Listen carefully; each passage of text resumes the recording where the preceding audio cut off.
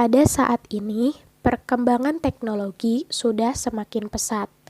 Hal ini ditandai dengan banyaknya aktivitas manusia yang mulai menggunakan teknologi sebagai alat bantu dalam meringankan dan memudahkan pekerjaannya. Banyak sekali bidang pekerjaan yang memanfaatkan peran teknologi, seperti dalam dunia akuntansi. Teknologi digunakan untuk membantu mengorganisir database keuangan nasabah, data pribadi nasabah, dan lainnya.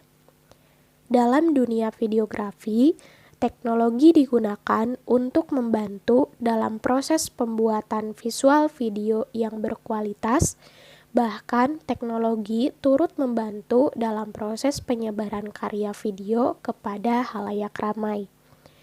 Tidak terkecuali dalam dunia musik, teknologi digunakan dalam proses pembuatan audio yang berkualitas, serta membantu untuk menyampaikan maksud dan tujuan dari musik tersebut kepada masyarakat luas melalui platform-platform yang tersedia.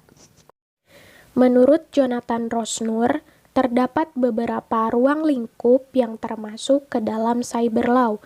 Di antaranya adalah hak cipta atau copyright, hak merek atau trademark, pencemaran nama baik atau defamation, fitnah, penistaan, penghinaan atau hate speech, serangan terhadap fasilitas komputer seperti hacking, virus, dan illegal access, pengaturan sumber daya internet seperti IP address dan domain name, kenyamanan individu atau privacy, prinsip kehati-hatian atau duty care, tindakan kriminal biasa yang menggunakan teknik informatika sebagai alat, isu prosedural seperti yurisdiksi, pembuktian, penyelidikan, dan lain-lain, kontak atau transaksi elektronik dan tanda tangan digital, pornografi, pencurian melalui internet, perlindungan konsumen, pemanfaatan internet dalam aktivitas keseharian seperti e-commerce,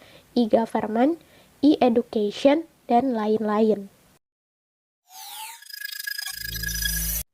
Namun, tahukah Anda, seiring dengan perkembangan teknologi yang semakin maju dan canggih, tentunya tidak menutup kemungkinan akan banyak sekali pelaku-pelaku yang menyalahgunakan teknologi untuk kepentingan pribadi. Hal ini ditandai dengan banyaknya kasus-kasus kejahatan melalui internet.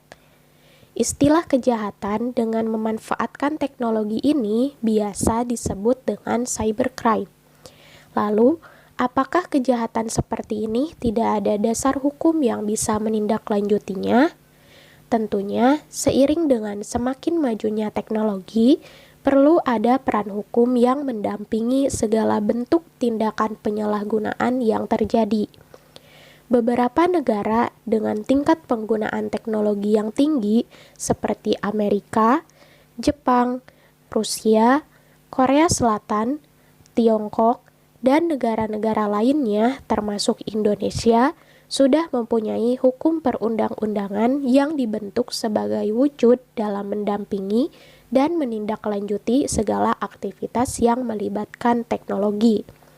Hal ini disebut juga dengan cyber law. Lalu, apa sebenarnya arti dan definisi dari cyber law ini? Dikutip dari dslallawfirm.com, cyber law adalah aspek hukum yang istilahnya berasal dari cyberspace law, yang ruang lingkupnya meliputi setiap aspek yang berhubungan dengan orang perorangan atau subjek hukum yang menggunakan dan memanfaatkan teknologi internet atau elektronik yang dimulai pada saat online dan memasuki dunia cyber atau maya.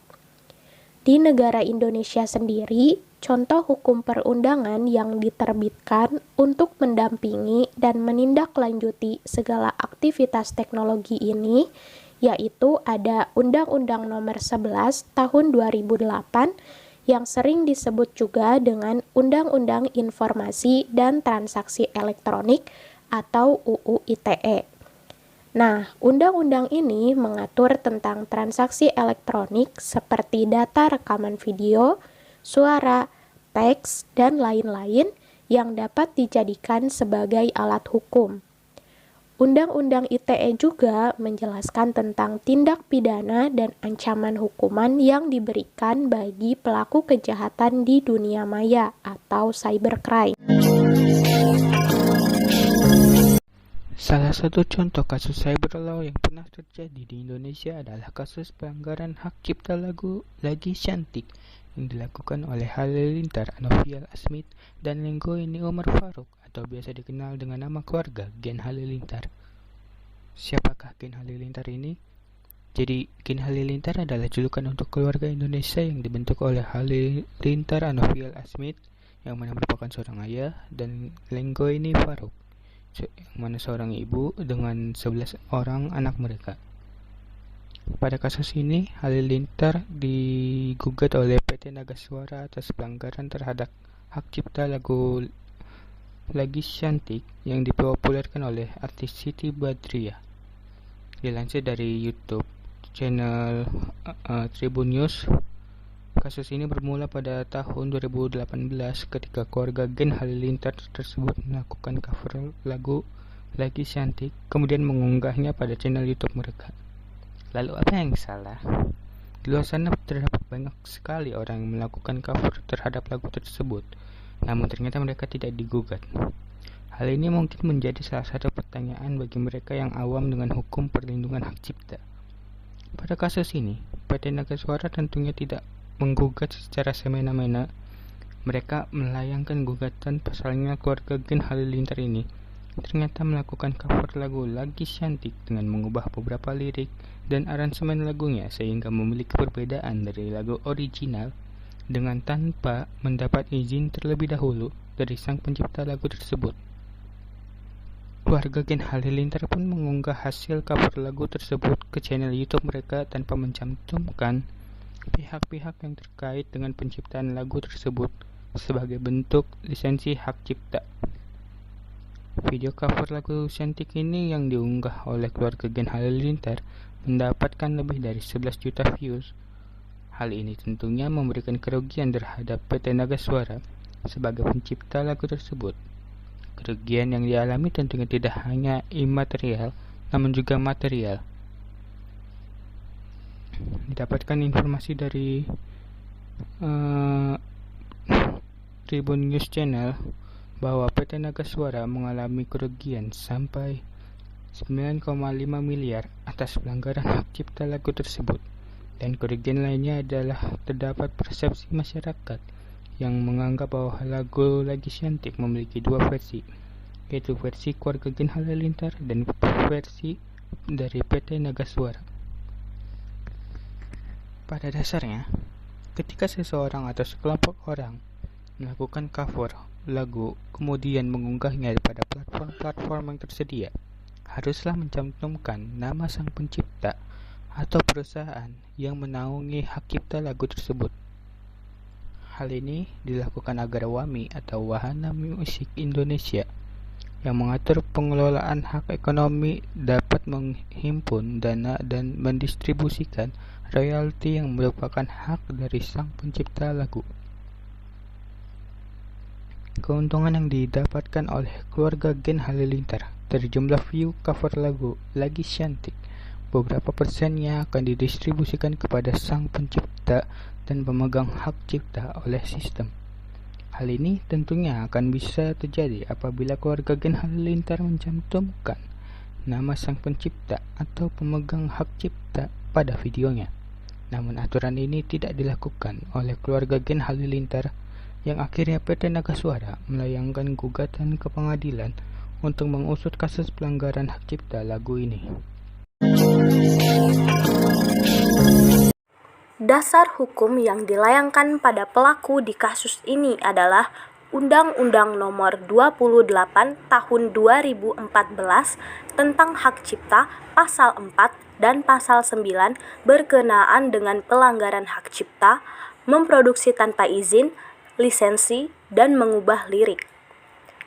PT Naga Suara melayangkan gugatan material sebesar 9,5 miliar rupiah kepada keluarga Gen Halilintar. Tuntutan material ini dilayangkan oleh PT Naga Suara sebagai bentuk efek jera kepada pelaku yang melanggar peraturan hak cipta. Setelah melakukan beberapa kali sidang untuk mengusut kasus ini, pada akhirnya kasus dimenangkan oleh pihak keluarga Gen Halilintar. Namun, PT Naga Suara selaku penggugat merasa tidak mendapatkan keadilan sehingga mengajukan untuk peninjauan kembali dan akhirnya Mahkamah Agung mengabulkan peninjauan kembali yang dilayangkan oleh PT Naga Suara dengan keputusan terakhir adalah mengenakan denda material kepada keluarga Gen Halilintar sebesar 300 juta rupiah atas pelanggaran hak cipta atau hak moral. Selain itu pula, keluarga Gen Halilintar yang telah mengupload musik video cover lagu Lagi Cantik telah men-take down dan menghapus musik video cover tersebut dari channel mereka. Kesimpulan dan pandangan yang bisa kita ambil selaku mahasiswa, pelajar, maupun masyarakat yang seringkali memanfaatkan teknologi dan bekerja di bidang teknologi tentunya harus paham dengan segala etika keprofesian yang ada. Kita harus melihat hal-hal kecil yang ternyata bisa menjadi salah satu potensi kita terkena pelanggaran cyber law. Internet atau jejaring sosial memang wadah yang sangat memiliki banyak keuntungan karena kecanggihan dan kecepatannya. Namun di samping itu, kita selaku para praktisi teknologi harus bisa memahami dan menggunakan peran teknologi ini dengan bijak untuk hal-hal yang baik dan tidak menimbulkan kerugian bagi orang sekitar. Serta perihal lisensi, hak cipta maupun perizinan adalah sebuah hal penting ketika kita ingin mengembangkan suatu karya yang melibatkan teknologi, tidak hanya hak cipta lagu, hak cipta seperti source code, aplikasi, dan sebagainya adalah hal penting yang harus kita pahami dalam beretika profesi. Baik, saya rasa sekian hasil presentasi dan analisis kelompok kami. Terima kasih.